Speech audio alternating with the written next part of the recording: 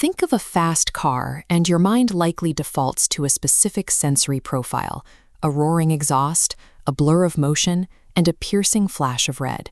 Across cultures and generations, the name Ferrari has become the global shorthand for automotive perfection. However, viewed as a tool for physical transportation, the Ferrari business model is a logistical failure.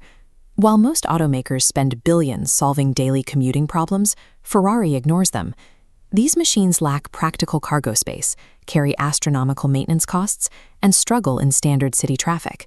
This creates a curious contradiction: a vehicle that fails at the basic requirement of getting someone comfortably from point A to point B, yet commands a price tag of $500,000. Ferrari manufactures an engineered emotion, using the car as a delivery system for a heavily guarded status symbol. To understand the power of the brand, we have to look back to 1947, to a creator defined entirely by a single obsession. Enzo Ferrari lacked the typical motivations of a market-driven entrepreneur.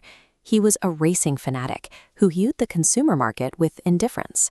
His early years at Alfa Romeo were spent mastering the raw mechanics of competition, learning to push rubber and steel to their absolute physical limits.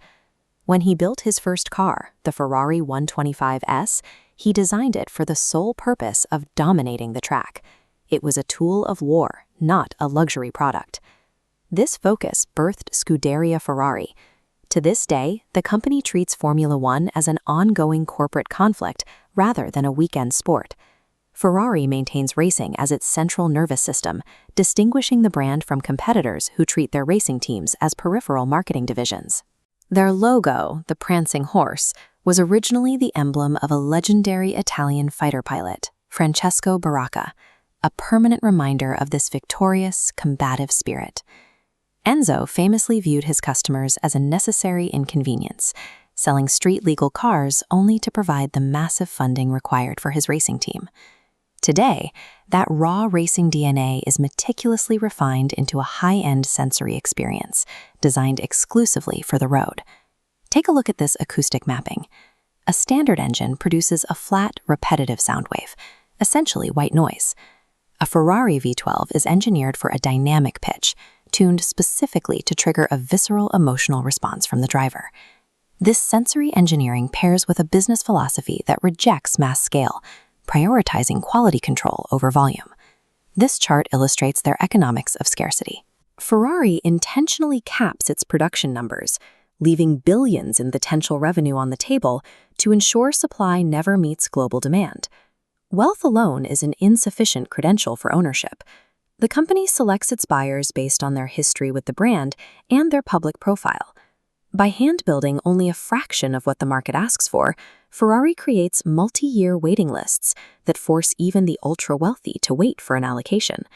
By frequently saying no to the world's most powerful people, Ferrari turns a mechanical object into an unattainable myth. In the decades since Enzo's first race, Ferrari has evolved into a global monolith of luxury.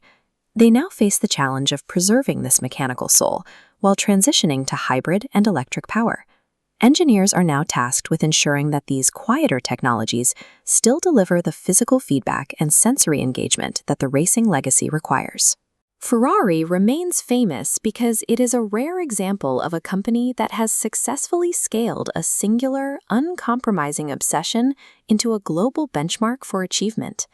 Sitting behind the wheel is a declaration of arrival, a physical connection to 80 years of racing dominance and calculated exclusivity.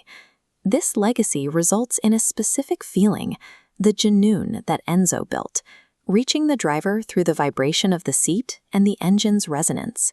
It is a brand that speaks directly to the human heart.